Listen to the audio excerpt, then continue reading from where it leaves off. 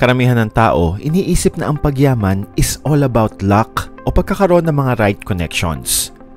Pero ang totoo, mas simple lang ang paraan para yumaman kaysa sa inaakala mo.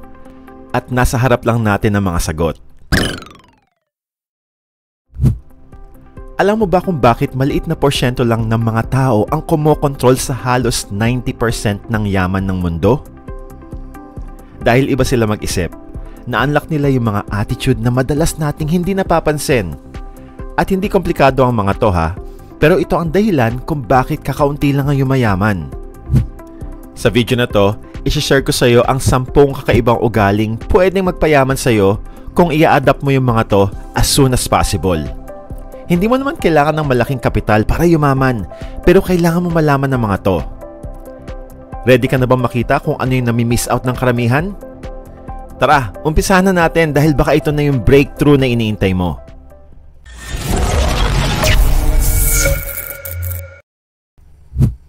Number 1, gawing ideas ang mga problema. Most people see problems as roadblocks, pero hindi yung mga yumayaman. They see them as opportunities. Habang yung iba nadi-discourage kapag may challenges, yung mga yumayaman nag-iisip, paano kaya maayos to? O paano ko ba gagawing idea o negosyo ang solusyon sa problemang to? This ability to flip problems into ideas is one of the most powerful attitudes they have. Think about it. Maraming successful businesses at innovations ang nagsimula dahil sa solusyon sa problema. Example, nabuo ang Airbnb kasi hindi kayang bayaran ng mga founders ang rent nila at naisip nila, paano kaya kung paupahan natin yung extra space natin? Local example naman, may 2 taong sobrang nainis na sa tagal ng travel time sa Metro Manila. Mahirap na kumuha ng masasakyan, sobrang traffic pa. Kaya nagka-idea sila na paano kung madali na makapag-request ng masasakyan ang mga milyong-milyong commuters at pwede pa silang maisingit sa traffic to commute faster. Ang CAS was born. Yung mga yumayaman, sila yung mga taong ginagawang opportunities ang mga problema na hindi napapansin ng iba. Imbes na mag-complain o mag-give up when things don't go their way, they start thinking creatively. Habang ang karamihan, obstacles lang ang nakikita, sila naman nakatagong potensyal ang napapansin. Kaya next time na may problema kang kinakaharap, imbes na mainis, tanungin mo yung sarili mo, meron bang opportunity dito? Tandaan mo, kung ano man ang problema mo, maaaring suliranin din yan ng maraming tao. And once you solve it, baka yan na ang maging next big idea na babago sa buhay mo. Attitude number 2, laging nagtatanong. May secret weapon ang mayayaman na available naman sa lahat, pero konti lang yung gumagamit nito. Ano yun? Curiosity. Isipin mo to, napansin mo ba yung mga successful na tao? Laging nagtatanong. Hindi nila basta tinatanggap yung mga bagay as is. They dig deeper. Gusto nilang malaman kung paano gumagana ang isang bagay at palagi silang naghahanap ng paraan para mas gumaling pa.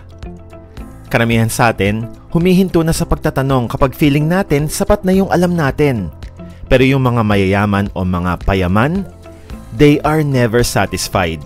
Nagtatanong sila ng mga questions na hindi naiisip ng karamihan like, paano pa kaya mapapaganda to? O, may hidden opportunity ba dito na hindi ko nakikita? Itong mindset na palagi nagtatanong ang dahilan kung bakit lagi silang nauuna.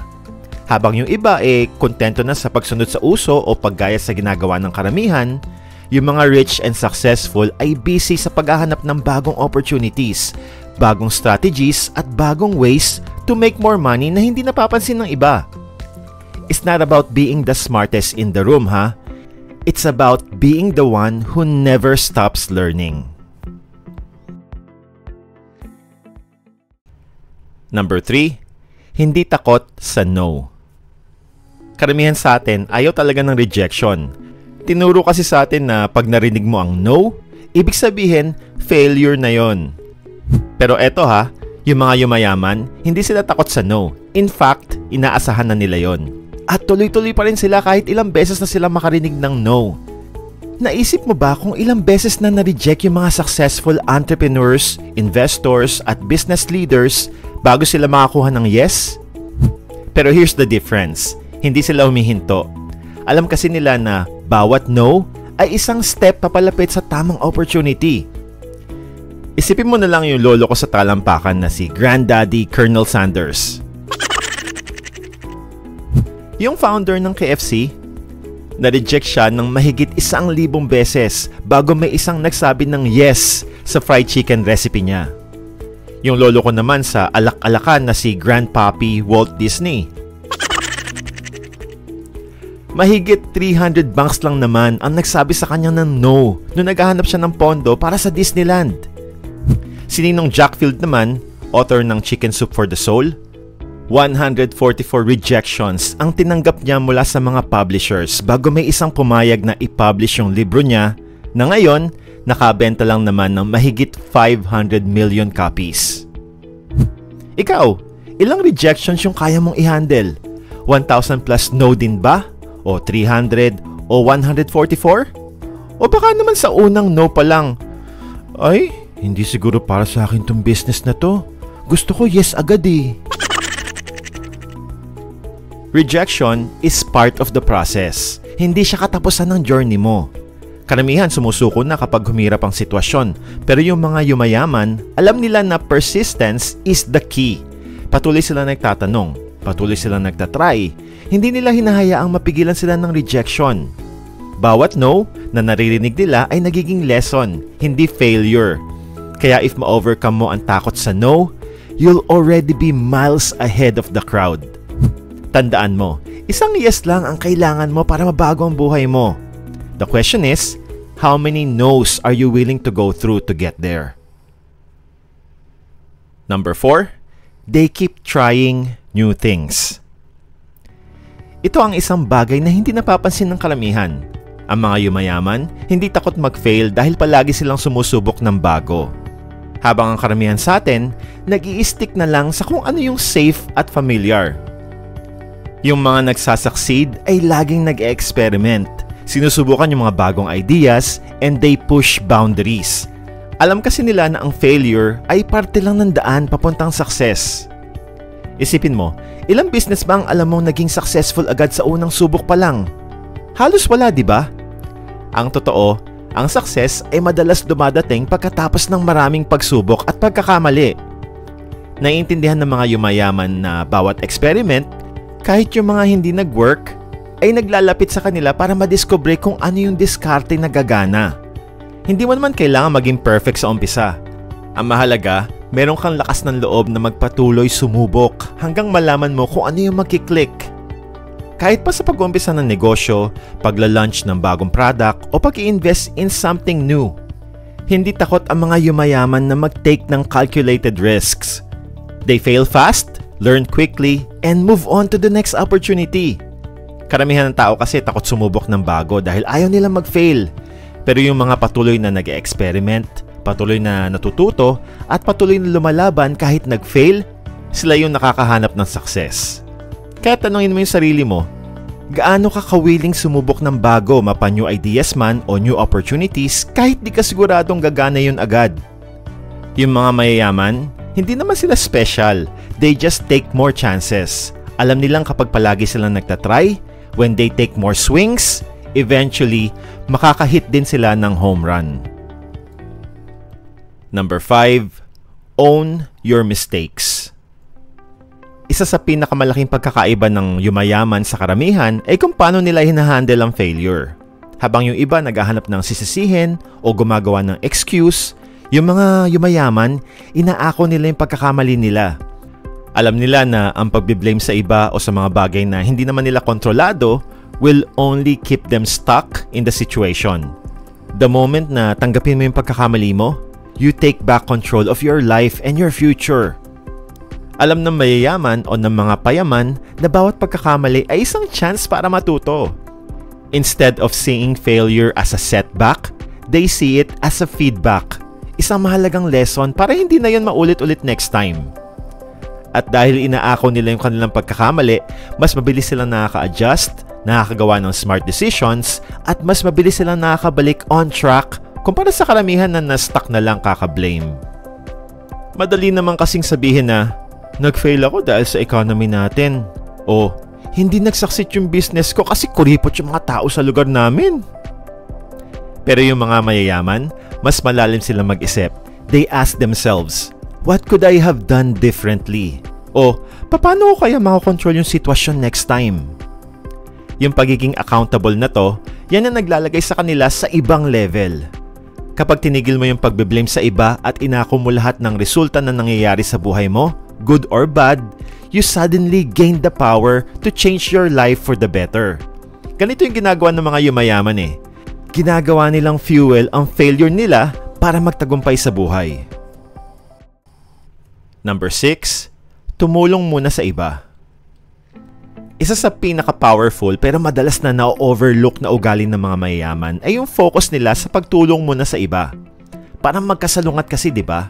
Paano kaya yaman kung inuuna mo yung iba?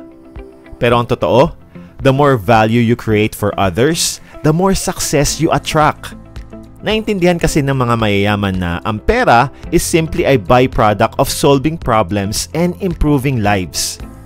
Tingnan mo kahit sinong successful na entrepreneur or business. Hindi sila yumaman dahil inisip nila na, paano kaya ako kikita ng pera? Ang iniisip nila, paano kaya ako makakapagbigay ng produkto o serbisyo na magpapadali, magpapaganda o magpapasaya ng buhay ng iba?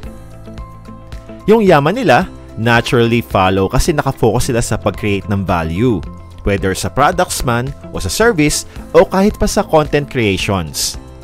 Ang susi sa pagyaman is focusing on helping others before thinking about the money.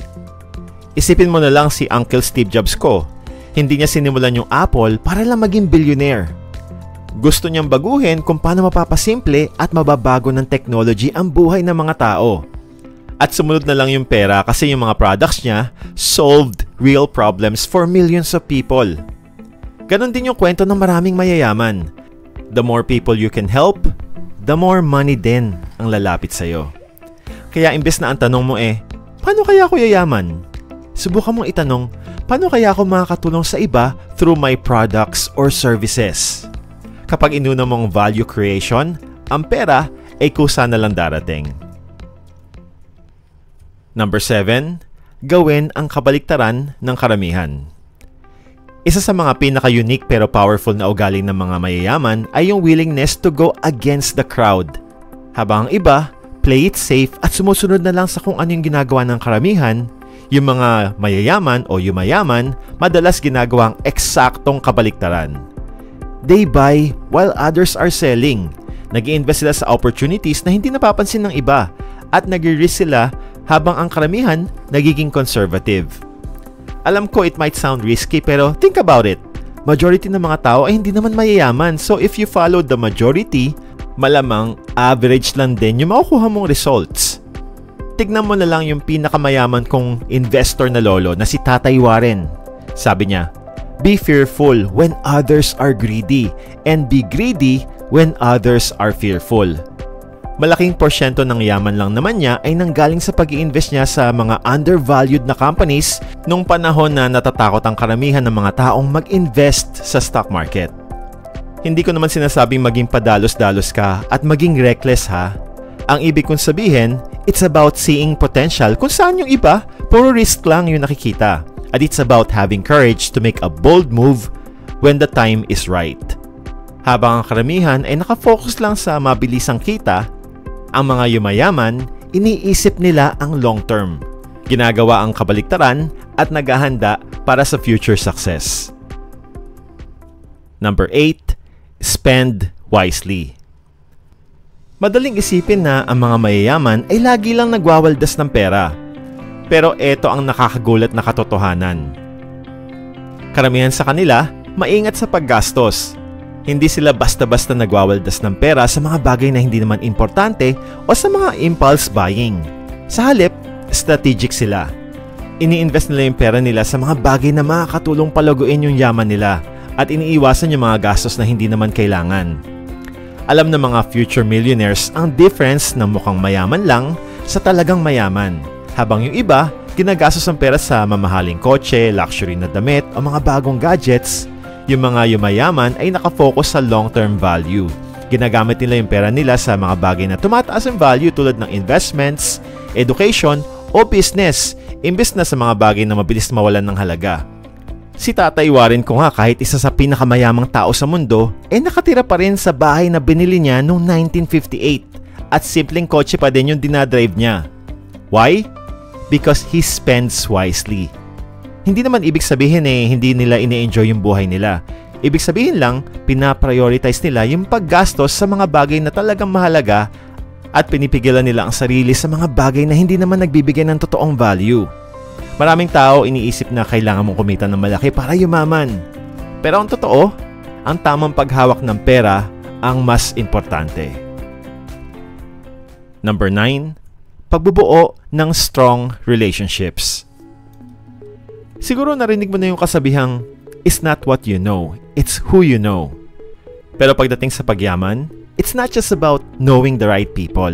It's about building strong, meaningful relationships. Naintindihan ng mga mayayaman na ang tagumpay ay hindi naman nakakamit ng mag-isa. Kaya naman they surround themselves with others who push them, offer guidance, and help open doors to new opportunities. Ang focus ng mga successful ay mag-develop ng relationships na may mutual value. Whether paghahanap ng mentor na nakamit na yung mga bagay na gusto nila ma-achieve, o working with other people na yung strength ay yung weakness nila. Alam kasi nila na ang tamang relationships ay pwedeng mapabilis ang success nila. Pero hindi lang sila basta take lang ng take. They also give, syempre. They create value in these relationships sa pamamagitan ng pagtulong din, pag-share ng knowledge at laging maaasahan. Isipin mo to, bawat taong namimit mo knows something na hindi mo pa alam. Kaya anybody can offer knowledge, support, or opportunity. At alam ng mga mayayaman to, kaya naman they nurture relationships carefully kasi alam nila na ang strong relationships ang susi sa pangmatagalang success. At bago tayo pumunta sa number 10, pakipitik mo naman yung like button kung nakakatulong sa iyo ang video na to. Salamat! Number 10, use money as a tool. Maraming tao ang tingin sa pera ay parang end goal. Pero yung mga yumayaman, ibang pananaw nila. Ang pera para sa kanila ay isang tool. Tool para makagawa ng opportunities, tool para mag-build pa ng wealth, at tool para mapabuti hindi lang ang buhay nila, kundi pati ng iba. Imbes na waldasin o basta itabi lang, ginagamit nila yung pera nila para mag-grow over time. Alam ng mga yumayaman na ang pera should work for them, not the other way around. Kaya naman inuuna nilang i-invest to sa mga bagay na magdadala pa ng mas maraming pera sa kanila. Mapanegosyo man yan, real estate, o pag-i-invest sa sarili nila through education at skills development. Ang goal nila is to use money to create freedom. Freedom to take risks, start new projects, and to not worry about money ever again. Example, habang ang karamihan pag nagkaroon ng ekstrang pera o tumaas ang income, bibili na agad ng bagong cellphone o mag-a-upgrade na agad ng kotse, yung mga yumayaman, think long term. Nilalagay nila yung pera nila sa mga bagay na magpapalaki pa nito in the future, tulad ng stocks o bagong negosyo. Simple lang ang goal nila. Gawin mong pera mo ang magtrabaho para sa'yo para hindi mo na kailangan magtrabaho para sa pera forever. Kaya always ask yourself, ginagamit mo ba ang pera as a tool na makapagbibigay sa iyo ng financial freedom in the long run? O are you just letting it slip through your fingers? Ang mga yumayaman always think ahead. Kaya umpisahan mo ng gawing tool ang pera mo at ang pinakamabilis na paraan para magawa mo to ay through investing and make millions sa stock market. At yun naman ang pag-uusapan natin sa video na to. Maraming salamat sa panonood. Peace out!